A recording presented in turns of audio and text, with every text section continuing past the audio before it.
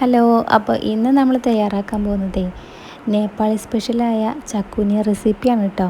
പിന്നെ ചോറിന് കൂടെ കഴിക്കാൻ പറ്റിയ നല്ലൊരു ഐറ്റമാണ് കേട്ടോ ഈ ഒരു റെസിപ്പി. പിന്നെ വളരെ എളുപ്പത്തിൽ തന്നെ നമുക്ക് തയ്യാറാക്കിയെടുക്കുകയും ചെയ്യാം. അപ്പോൾ എന്തായാലും നമുക്കിത് എങ്ങനെ തയ്യാറാക്കുന്നതെന്ന് നോക്കാം അല്ലേ. അപ്പോൾ ആദ്യം തന്നെ ഞാൻ 1 കപ്പ് തൈര് എടുത്തിട്ടുണ്ട്. അപ്പോൾ ഇത് പുളി കുറവുള്ള തൈരാണ് കേട്ടോ. അപ്പോൾ നമ്മൾ ഇത് തയ്യാറാക്കാൻ വേണ്ടിയിട്ട് പുളി കുറവുള്ള തൈരാണ് എടുക്കേണ്ടത്. നല്ല കട്ട തൈര് എടുത്തിട്ടുണ്ട്. അപ്പോൾ എന്തായാലും ഇത് ഞാൻ വേറൊരു പാത്രത്തിലേക്ക് ഒഴിച്ച് കൊടുക്കുകയാണ്.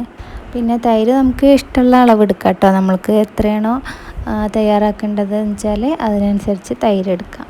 പിന്നെ ഇതാ വലിയ ഉള്ളി എടുത്തിട്ടുണ്ട്. അപ്പോൾ വലിയ ഉള്ളി ഇതാ കട്ടിയില്ലാതെ അരിഞ്ഞ് അതുകൂടെ ഇതിലേക്ക് ഇട്ട് കൊടുത്തിട്ടുണ്ട് കേട്ടോ. ഒരു വലിയ ഉള്ളിയാണ് കേട്ടോ ഞാൻ എടുത്തിട്ടുള്ളത്.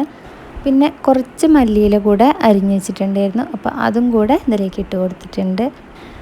ഇനി ഇതിലേക്ക് ചേർക്കേണ്ടത് ഉരുളക്കിഴങ്ങാണ് കേട്ടോ. അപ്പോൾ കിഴങ്ങ് ഞാൻ നന്നായി വേവിച്ചെടുത്തതാണ്.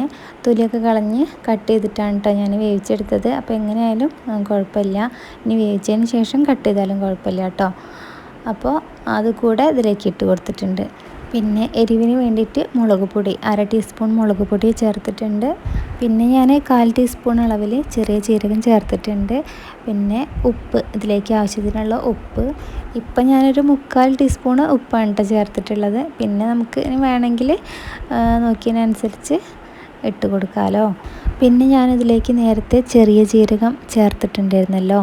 അപ്പോൾ നമ്മളിപ്പോൾ ശരിക്കും അതിന് പകരമായിട്ട് പച്ചമാങ്ങ ഉണക്കി പൊടിച്ചത് ആണ് ചേർക്കേണ്ടത്. പക്ഷെ അത് കിട്ടാനില്ലാത്തത് കൊണ്ട് ഞാൻ ചെറിയ ജീരകം ഒന്ന് ചതച്ചിട്ട് അതാണ് കേട്ടോ ഇട്ട് കൊടുത്തിട്ടുള്ളത് 1/4 ടീസ്പൂണ്. പിന്നെ ചെറിയ ജീരകം ഒന്ന് ചതച്ചതോ അല്ലെങ്കിൽ പൊടിച്ചതോ ആയാലും ഏതായാലും കുഴപ്പമില്ല കേട്ടോ. അപ്പോൾ എന്തായാലും ഇതെല്ലാം കൂടെ നന്നായിട്ടൊന്ന് മിക്സ് ചെയ്തിട്ടുണ്ട് കേട്ടോ. അപ്പോൾ കഴിഞ്ഞിട്ടില്ല കേട്ടോ, അതിലേക്ക് കുറച്ച് പണി കൂടെ ഉണ്ട് കേട്ടോ. അപ്പോൾ അതെന്താണെന്നല്ലേ, ഇതൊന്ന് വറവിടുകൂടെ വേണം. അപ്പോൾ ഞാനതിന് വേണ്ടിയിട്ട് ചീനച്ചട്ടി അടുപ്പത്ത് വെച്ചിട്ടുണ്ട്. അതിലേക്ക് ആവശ്യത്തിനുള്ള വെളിച്ചെണ്ണ ഒഴിച്ചിട്ടുണ്ട്. അപ്പോൾ ഒരുപാടൊന്നും വേണ്ട കേട്ടോ, കുറച്ച് വെളിച്ചെണ്ണ ഒഴിച്ചാൽ മതി. എന്നിട്ടിതാ ഈ എണ്ണ നന്നായി ഒന്ന് ചൂടാവട്ടെ കേട്ടോ.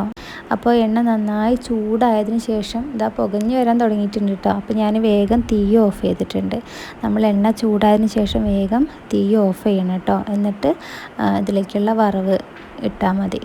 അപ്പോൾ ഞാൻ 1/4 ടീസ്പൂണ് കടുക് ഇട്ട് കൊടുത്തിട്ടുണ്ട്. കുറച്ച് ഉലുവ കൂടെ ഇട്ട് കൊടുത്തിട്ടുണ്ട്. അപ്പോൾ ഞാൻ ഈ തീ എന്തിനാ ഓഫ് ചെയ്തതെന്ന് വെച്ചാൽ നമ്മൾ ഈ തീ ഓൺ ചെയ്തിട്ട് തന്നെ കടുകും ഉലുവയൊക്കെ ഇട്ടിട്ട് ബാക്കി പൊടികൾ കൂടെ ഇടുമ്പോൾ അത് വേഗം കരിഞ്ഞു പോകും. അപ്പോൾ അത് കരിയാതിരിക്കാൻ വേണ്ടിയിട്ടാണ് കേട്ടോ ഞാൻ വേഗം ഓഫ് ചെയ്തത്. എന്നിട്ട് ഇതാ കുറച്ച് മുളക് പൊടി കൂടെ ഇട്ട് കൊടുത്തിട്ടുണ്ട്. ഒരു 1/4 ടീസ്പൂൺ ഇട്ടാൽ മതി കേട്ടോ. പിന്നെ ഒരു 1/4 ടീസ്പൂൺ അളവിൽ മഞ്ഞൾപ്പൊടി കൂടെ ഇട്ട് കൊടുത്തിട്ടുണ്ട്. ഇനി ഇതാ ഇത് നമുക്ക് നേരെ ഇതിലേക്ക് അങ്ങോട്ട് ഒഴിച്ച് കൊടുക്കാം. പിന്നെ നമ്മൾ തീ ഓഫ് ചെയ്ത് കടുകും ഈ പൊടികളൊക്കെ ഇടുമ്പോഴേക്കും എണ്ണ ചൂടാറൊന്നുമില്ല കേട്ടോ. അപ്പോൾ പാകത്തെ ചൂടുണ്ടാവും. അപ്പോൾ ശരി, എന്തായാലും ഇനി ഇതങ്ങോട്ട് എല്ലാം കൂടെ നന്നായിട്ടൊന്ന് അങ്ങോട്ട് മിക്സ് ചെയ്യാം. പിന്നെ ഞാനിതിലേക്ക് ഉലുവ ചേർത്തിട്ടുണ്ടായിരുന്നല്ലോ. അപ്പോൾ കസൂരി മേത്തിക്ക് പകരമാണ് കേട്ടോ നമ്മൾ ഉലുവ ചേർക്കുന്നത്. കസൂരി മേത്തി ഉണ്ടെങ്കിൽ കസൂരി മേത്തി ഉപയോഗിക്കാം, അല്ലെങ്കിൽ ഉലുവ ചേർക്കാം കേട്ടോ. പിന്നെ ഉലുവ ചേർക്കുമ്പോൾ വളരെ കുറച്ച് മാത്രമേ ചേർക്കാൻ പാടുള്ളൂ. അപ്പോൾ ഇതെല്ലാം കൂടെ നന്നായിട്ട് അങ്ങോട്ട് മിക്സ് ചെയ്തിട്ടുണ്ട്. ഈ ഒരു രീതിയിൽ നമുക്ക് കിട്ടിയിട്ടുണ്ട് കേട്ടോ. അപ്പോൾ ഇനി എന്താ പരിപാടി എന്നല്ലേ, ഇനി ഇതങ്ങോട്ട് ചോറിൽ കൂട്ടി അങ്ങോട്ട് കഴിക്കാം.